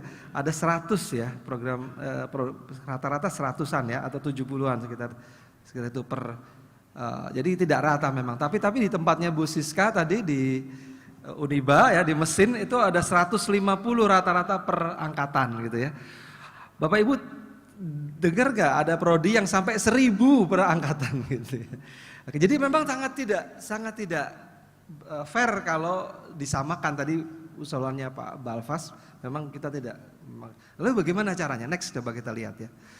Nah, ini kita gambaran dulu. Nah, ini NL Dikti 9, PT dan Prodi. Kalau kita lihat di sini universitas di Sulawesi Selatan dibandingkan Sulawesi Tenggara dan Sulawesi Barat paling banyak di sini gitu. Lalu dari sebaran PS-nya juga bisa diduga universitas lebih banyak di Sulawesi Selatan, dan demikian juga dengan yang lain-lainnya, sekolah tinggi dan lainnya itu juga lebih banyak di. Artinya memang sebaran ini tidak merata betul. Ini di LL Dikti sini aja loh. Kemarin kami baru dari LL Dikti 16 Gorontalo juga melihat gambaran yang kurang lebih sangat tidak merata. Jadi memang sangat sulit kita membuat pemerataan mutu dan sebagainya. Ini tantangan kita ke depan ya. Lanjut. LL Dikti ini dosen dan mahasiswa. Ini LL Dikti 9 juga nih ya. Kalau kita lihat banyaknya di Sulawesi Selatan. Lanjut. Nah, ini mahasiswanya nih. Kalau yang kiri itu dosennya, ini mahasiswanya Sulawesi Selatan. Jadi betul-betul memang tidak rata betul ya. Lanjut kita coba lihat. Nah, rasionya 1:14. Tadi ada yang 150, ada yang 100 gitu. Kalau di total tadi hitungan ini kalau pakai rata-rata dianggap aja gitu 1:14. Maka nanti hitungannya memang kita coba hitung 1:15 biar ngitungnya gampang. Next, lanjut. Nah, biaya ini kaitannya dengan biaya sekarang. Kita kita tidak menetapkan sendiri, kita ditetapkan oleh menteri, jadi angkanya jelas. Lanjut. Bahkan tidak hanya angkanya Pak, detailnya biaya langsung, silahkan ini kami tampilkan untuk memang bisa dilihat. Ini bukan kami yang menentukan. Jadi dari LL Dikti, dari Dikti dan waktu itu dibantu Ban PT juga. Ini memang kita duduk bersama-sama sampai dapat angka ini. Dan angka ini biaya langsung ini Bapak Ibu sekalian lebih rendah dari biaya langsungnya Ban PT. Loh kok bisa ya Pak? Next kita lihat. Nah biaya tidak langsungnya yang banyak gitu ya. Kenapa demikian? Karena Ban PT kan selama ini sudah didukung oleh pemerintah, gedungnya gratis dari pemerintah dan sebagainya. Kita ini saya bagikan loh ya, jadi boleh ini bisa dilihat. Dan ini saya sampaikan juga kemarin di depan Pak Dede Yusuf dan kawan-kawan gitu ya, Komisi 10. Jadi mereka bilang harus transparan, kita belum diminta udah kita kasih gitu ya. Bahkan sejak awal memang dari Diktinya kita udah transparan gitu ya. Inilah yang membuat besar sebenarnya biayanya. Ya, jadi ada pajak segala macam. Kita bahkan harus bayar asuransi gitu ya. Kan Mbak Wilda dan Mbak Elva ini kan harus diasuransikan gitu kan sebagai aturan negara gitu. Kalau dosen kan enggak ya, asesor malah enggak gitu ya. Jadi itu juga membuat berat juga tapi mohon maaf ini bukan berarti Anda yang membantu, tapi memang itu harus dilakukan dan itu tadinya kita tidak masukkan atas permintaan Dikti dimasukkan. Tadinya kita enggak masukkan. Tapi karena atas permintaannya ya dimasukkan. Dan yang lain-lain juga ada banyak sekali yang atas permintaan Dikti. Jadi mohon maaf kalau ada orang bilang kita mencari keuntungan dan sebagainya. Inilah apa adanya gitu ya. Next lanjut deh. Saya nggak perlu jualan di sini ya. Jadi lahirlah angka 53 juta ini gitu ya. Lanjut. Kemarin katanya Pak Dede Yusuf saya jualan rumah katanya tuh kalau lihat di YouTube-nya itu ya. Biaya banding 29 juta ini bahkan kita nggak minta nggak apa tiba-tiba Dikti yang menetapkan seperti ini. Lanjut. Nah kita coba ya hitung-hitungan ya. Kalau 53 juta ini kan untuk 5 tahun ya. Tadi saya ambil rasio kan 1:14, saya ambil 15 deh ya. Karena ada yang juga yang 150, ada yang 1000 dan sebagainya. Ada yang tadi ada yang 20 dari Bu Uniba juga ya. Dari Bu, siapa lupa saya namanya. Ya dari dekan ya Bu Dekan ya dari Uniba ya, dari lingkungan sekitar 23 ya kalau tidak salah angkanya. Saya lebih gampang hafal angka ini daripada hafal nama orang, mohon maaf ini ya. Oke, 15 mahasiswa, 4 angkatan per student body-nya kan nanti ya. Jadi kalau kita hitung 2 semester ini hanya 88,33333 ribu rupiah per mahasiswa per semester. Itu kalau 15. Kalau yang Bu Siska tadi 150, itu kan berarti cukup menabung atau menambahkan di SPP-nya 8.800 rupiah per semester. Kira-kira begitu ya. Inilah yang dibilang oleh Pak Dede Yusuf, Pak Misri ini kayak orang jualan rumah nih katanya. Oke, jadi sebenarnya cukup ringan kalau kita hitung ini. Bandingkan dengan yang 1.500 atau 1.000. Wah itu agak susah bandingannya. Tapi kira-kira 100 itu sudah, angkanya sudah di bawah 10.000 kurang lebih begitu ya. Jadi masalahnya adalah kita tidak terbiasa menabung. Dan dari gratis di Ban PT tiba-tiba bayar. Berapapun kalau pernya 0 dibagi 0 gitu. Itu maka dibandingkan 0 maka tak hingga gitu, kerasanya berat sekali. Nah mungkin coba barangkali usulan kami adalah coba ditambahkan di SPP, hitung aja sebenarnya jangan berat-berat. Kalau yang 150 tadi cuma 10.000 nambah, 8.000 ya, 8.800 per semester. Rasanya nothing deh gitu ya. Nah, kalau itu juga terasa berat, ya berarti memang patut disubsidi kan gitu ya. Next, jadi asumsi 15 per mahasiswa itu adalah terlalu kecil, karena di bawah 15 ini tidak hanya bahaya untuk membayar, tapi juga bahaya untuk akreditasi yang lain, komponen akreditasi instrumen yang lainnya gitu ya. Lanjut. Hasil survei terbatas menunjukkan bahwa secara umum lembaga mendapatkan manfaat yang signifikan dari akreditasi, dan program percaya bahwa akreditasi mempromosikan pengembangan kurikulum dan kualitas pengajaran di bidang teknik. Saya nggak ingin tampilin deh hasilnya, datanya sedang dibuat untuk publikasi supaya nanti bisa ini. Tapi juga kalau ditampilin datanya nanti kayaknya jualan gitu katanya. Next saja ya. Lanjut.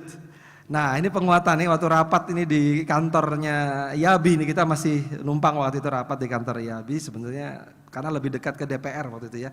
Ini kami rapat sebelum ke Komisi 10. Lanjut.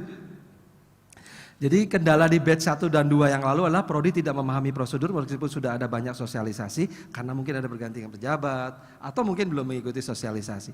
Lalu ada hambatan komunikasi dalam peralihan proses akreditasi dari BAN PT ke LAM Teknik. Oleh sebab itu kami coba buatkan solusi. Lanjut. Nah, kita waktu itu melakukan masa berlaku akreditasi retroaktif. Ini kita berlakukan di batch 2 dan 3 ini gitu ya.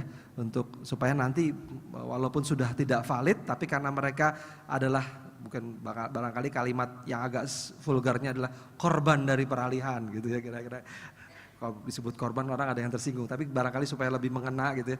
Korban, jadi dia bingung atau mungkin karena lambatnya komunikasi dan sebagainya sehingga menjadi korban, kami memberikan retroaktif. Artinya dia sudah habis, tetapi nanti begitu terakreditasi di 21 Desember, maka berlaku mulai dari 1 Mei 2022. Sehingga dia sebenarnya di sepanjang itu dia bisa wisuda sebenarnya kurang lebih begitu ya. Lanjut. Nah, tantangan umum prodi saat akreditasi, ketidaksiapan dan sebagainya, lokasi yang sangat sulit dijangkau, kesenjangan kualitas tadi sudah, belum meratanya jenjang akademik, jabatan fungsional, jumlah asesor terbatas, struktur tertentu, sebagian besar program studi belum memiliki tata kelola yang baik, proses keuangan di kampus sering makan waktu panjang, dan seterusnya. Ini banyak sekali sehingga lanjut, nanti Prof. Hari mungkin bisa lebih detail lagi barangkali ya. Kami melakukan pembinaan di batch 2 maupun di batch 3. Yaitu rekomendasi perbaikan 6 bulan bagi PS berpotensi turun ataupun naik, kita bisa berikan rekomendasi. Tadi alhamdulillah sudah ada ibu yang bercerita ya kalau tidak salah kepada saya, Pak kami siap, saya lupa di sebelah mana tadi ibu. Itu bercerita kami sedang, oh ya dari situ, terima kasih ibu ya. Jadi kami sedang bersiap untuk menjalani yang dari perbaikan. Jadi sudah sebenarnya kalau kita keluarkan di batch 2 kemarin hasilnya itu ada harapan, waduh ini sebenarnya bisa dinaikkan sedikit lagi gitu ya. Cuma perlu waktu. Kalau diketok palu saat itu kan berlaku 5 tahun, kasihan gitu ya. Kasih waktulah 6 bulan untuk perbaikan. Mau terima enggak? Ternyata ibu terima prodinya. Maka selama 6 bulan ini bersiap gitu. Dan ini kita lakukan. Dan ini inovasinya Prof. Hari ini. Terima kasih Prof. Hari, kita berikan ini ya pada beliau penghargaan. Karena ini inovasi beliau nih supaya kasihan prodinya gitu ya kalau berlaku 5 tahun padahal ini sedikit lagi bisa naik gitu, kurang lebih begitu. Nah, pembinaan yang sedang dipersiapkan juga kita lakukan, penyusunan laporan evaluasi diri, pelatihan penjaminan mutu, pelatihan tata kelola yang baik dan sebagainya kita sedang siapkan. Mudah-mudahan bisa segera meluncur. Lanjut. Nah, ini kabar gembira dari Poltek Banjarmasin ya, sedang menerima sertifikat. Lanjut. Gimana sih tahap? Nah, pada saat pembentukan panitia persiapan itu mbok ya digabungkan yang senior sama yang junior. Yang senior itu paham tapi tidak mampu. Gaptek biasanya, tidak punya waktu, sudah capek dan sebagainya. Seperti yang junior itu mampu tapi tidak paham, dia rajin tapi bingung mau nulis apa, sehingga kacau lah kalau ini nggak digabungkan. Gitu. Duduk bareng antara SMY, senior, middle sama junior, kira-kira gitu ya. Lanjut, yang seniornya cerita, yang juniornya menulis, kira-kira gitu ya. Mau kemana sih arah kita gitu ya. Lalu pahamilah panduan, sudah ada tertulis dan sebagainya, panduan video per langkah, tadi sudah saya ceritakan. Lanjut. Keuangan, proses di internal kampus sering memakan waktu panjang, RKAT di tahun berjalan belum ada gitu ya. Jadi kadang-kadang ini Mas Rafi, jadi mohon ini nanti diperhatikan masalah ini ya. Ini sebenarnya kan ukuran kesiapan ikut akreditasi juga sebenarnya gitu ya, keuangannya. Lanjut. Oh ya Bapak Ibu sekalian, ada informasi Dikti masih membuka kesempatan dari dana subsidi itu 40M yang baru dimanfaatkan hanya 5M. Hanya 2M. Jadi masih kurang dari 5%. Jadi siapa bilang prodi nggak butuh uang? Hanya 5% loh yang memanfaatkan dan masih dibuka sampai saat ini ya. Silakan hubungi kelembagaan. Ini juga yang sedang menerima. Saya nggak tahu ini di mana ini. Lanjut. Nah di tahap penulisan lanjut next.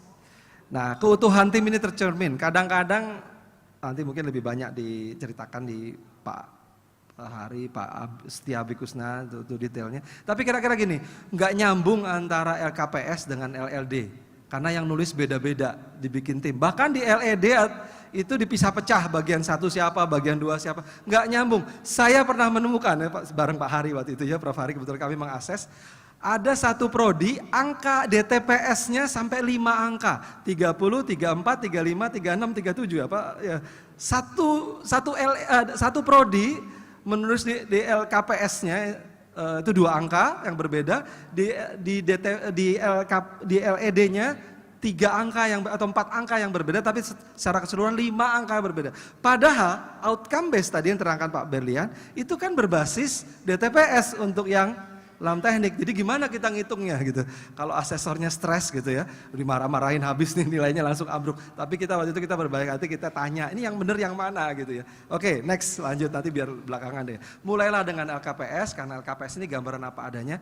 Kalau adminnya bagus, maka insya Allah akan bisa menggambarkan kondisi sebenarnya. Lanjut. Dan mudah mengerjakan. Lalu LED yang menegaskan KPS. Lanjut, karena ini waktunya udah mau habis ya. Sudah habis sebenarnya 3 menit. Jangan panjang-panjang, 200 halaman lah ya maksimum. 100 juga oke gitu ya. Nah, kita pengen lihat yang langsing lah kira-kira gitu. Tapi jangan terlalu langsing juga, kita nggak bisa dapat gambaran apa-apa gitu ya. Pikirkan beberapa kata kunci misalnya ya. Oke lanjut.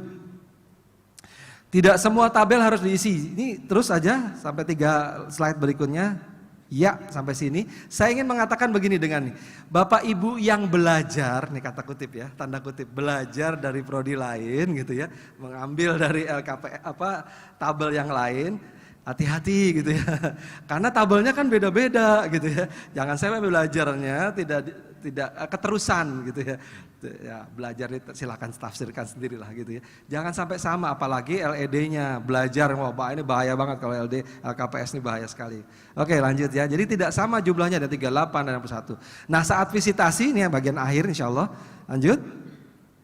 Nah kita ini kan ingin di sebelah kiri, assessment is to increase quality. Jadi jangan terlalu defense lah kira-kira gitu ya. Kalau memang asesor itu sudah mengungkapkan seperti ini, ya boleh bertahan misalnya nggak begitu Pak artinya, tapi jangan terlalu defense juga gitu. Nanti ada kok mekanisme untuk menyampaikan kalau asesornya nggak benar, itu ada mekanismenya. Tetapi evaluation juga sekaligus juga untuk menjudge juga kualitasnya seperti apa gitu ya. Jadi tapi evaluation namanya, bukan assessment. Jadi kita sebenarnya tapi di antara dua ini kita adalah kolega gitu ya. Bahkan kita menambah satu lagi khusus untuk vokasi dan PSPPI itu ada dari industri. Nah jadi mudah-mudahan dengan demikian kita makin dekat dengan industri dan makin terbuka penilaiannya juga makin bagus. Lanjut, tetapi masih ada juga asesor yang berdiri di atas meja inilah kira-kira. I'm the boss, I can do whatever I want. Nah ini, oleh sebab itu kita melakukan pengawasan berlapis, kita hadirkan namanya Dewan Pengawas. Ketua Dewan Pengawas ini kalau saya sebut namanya pasti semua bilang, wah ini orang ini pasti orang yang ditakuti semua orang lah kira-kira gitu ya.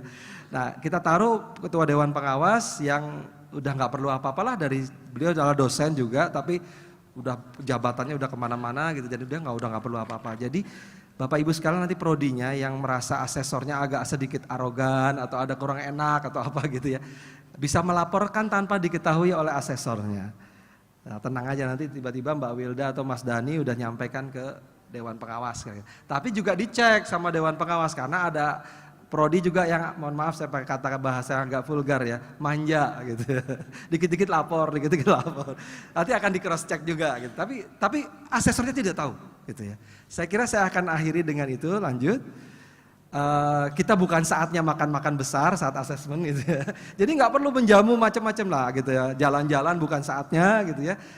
Kita hapus kebiasaan ini sehingga prodi itu tidak kehabisan uang banyak-banyak ketika assessment sudah dibayari semua asesornya gitu ya. Kecuali kalau dosennya yang menginginkan makan siang bareng gitu, karena itu kesempatan makan besar gitu barangkali. Itu lain kan. Tapi itu kita nggak dikasih makan juga nggak apa-apa kira-kira gitu ya. Kita bisa bayar, kita bisa cuma kalau supaya tidak keluar ke restoran segala macam, mungkin nanti asesornya nitip uang untuk beli nasi kotak atau apa gitu ya, supaya nggak terlalu lama keluar. Kita adalah kolegial, ya kolega. Jadi gantian aja kita sebenarnya gitu ya. Dan kami juga membuat masih ada waktu untuk perbaikan data faktual setelah proses visitasi. Saya kira itu cukup. Next, selanjutnya saya kira ini nggak usah ini kemarin yang kami sampaikan lanjut aja kepada DPR. Terima kasih. Assalamualaikum warahmatullahi wabarakatuh. Ya, terima kasih Prof. Mistry. Bapak Ibu semuanya, kita masih ada waktu kurang lebih 30 menit. Saya ingin membuka sesi tanya jawab. Mungkin 3 pertanyaan dulu. Oke, makasih Bapak Moderator. Perkenalkan, nama saya Muhammad Dahlan Balfas, saya dari Fakultas Teknik Universitas Mula Warman. Ada 2 pertanyaan sebenarnya yang ingin saya sampaikan, tapi mungkin yang pertanyaan kedua itu agak banyak anaknya Pak. Itu seperti itu Prof. Ya, ABCD ya, waduh. Tetapi saya akan mulai dulu dari pertanyaan ke Prof. Mistry terkait dengan biaya akreditasi LAM Teknik. Ya. Tadi yang diilustrasikan itu kelihatannya sangat bagus Pak, sangat cantik. Mahasiswa 15, asumsi seperti itu, 5 tahun dapat angka sekian 88.000 kalau tidak salah Pak ya. 88 segitulah. Persoalannya adalah sistem yang ada di perguruan tinggi itu kan beda-beda Pak. Iya, paham. Saya hanya memberikan contoh sederhana begini. Di PTN itu kan kita tidak ada ruang untuk istilahnya itu saving 10 juta tahun ini, tahun depan 20 juta, 10 juta lagi dan seterusnya sampai 5 tahun sekian, segitu. Yang ada adalah 1 tahun anggaran sekian anggarannya dan harus habis pada saat itu, tergantung dari serapannya. Sehingga pasti biaya terkumpul di situ. Nah, yang kedua bahwa sistem administrasi kita, yang kita pasti sudah tahu bahwa semua dana UKT itu tidak semuanya ke program studi. Saya memberikan contoh Pak, di Fakultas Teknik Universitas Mula Warman, itu dari 7 program studi keteknikan, di luar yang berbasis komputer, dari 7 itu kami tidak pernah menerima mahasiswa lebih dari 60 orang mahasiswa per angkatan. Kami membuat standar seperti itu. Kita batasi 60 orang mahasiswa per angkatan. 60 mahasiswa ini, rata-rata UKT di Fakultas Teknik itu hanya 3 juta Pak. Hanya 3 juta. Jadi 3 juta kali katakanlah apa ya? Kalau 50 mahasiswa berarti berapa itu? 150 juta. 150 juta kali 4 angkatan berarti hanya sekitar 600 juta kali 2 semester dalam 1 tahun berarti 1,2 miliar. Sederhananya seperti itu, 1,2 miliar.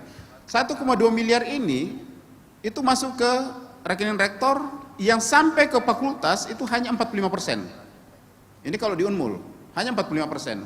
45% sampai di fakultas itu dibagi lagi menjadi 3. Yang sampai ke program studi itu hanya 35%.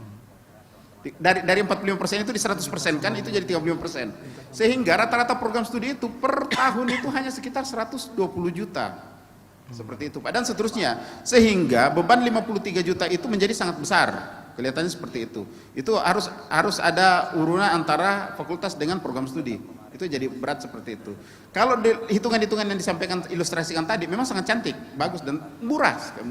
Tidak akan membebani, tapi karena sistem kita membuat kita jadi saya tidak membayangkan program studi yang jumlah mahasiswanya kurang dari 50 per angkatan seperti itu. Karena ada yang setiap semester setiap angkatan itu hanya menerima bahkan 20 dan seterusnya seperti itu. Itu yang berani Dan saya jadi agak terganggu tadi, misalnya ada dana subsidi yang disediakan sekian puluh miliar dan baru digunakan sekian. Itu apa poin yang ada di situ, bahwa anggaran itu ada tetapi tidak semua program studi itu tahu bahwa anggaran itu ada, sehingga tidak ada yang mengajukan itu. Karena kalau ada uang itu kalau ada di atas meja Pak berebutan kita ngambil. Persoalannya kalau uang itu di bawah meja. Nah, itu kan yang masalah. Nah, itu yang masalah. Jadi ini mungkin poin. Itu yang pertama Pak untuk provinsi. Untuk Pak Berlian, saya ini sedikit masalah IAB tadi itu Pak. Ada beberapa pertanyaan di sini. Kalau dari yang Bapak jelaskan tadi itu kan satu siklus Pak. Artinya mulai dari mahasiswa masuk sampai harus selesai baru bisa IAB. Artinya sudah penerapan sistemnya itu dari satu siklus penerimaan mahasiswa. Nah, itu kurang lebih 4-5 tahun. Seperti itu Pak ya. Nah, 1 tahun pertama persiapan menyiapkan sistemnya sampai PDC-nya dan sebagainya ini. Kemudian tahun kedua implementasinya, tahun ketiga baru di situ masuk IAB. Di situ Pak. Tahun keempat penerapan lagi dan seterusnya sampai ada penilaian kalau sudah ada lulusan.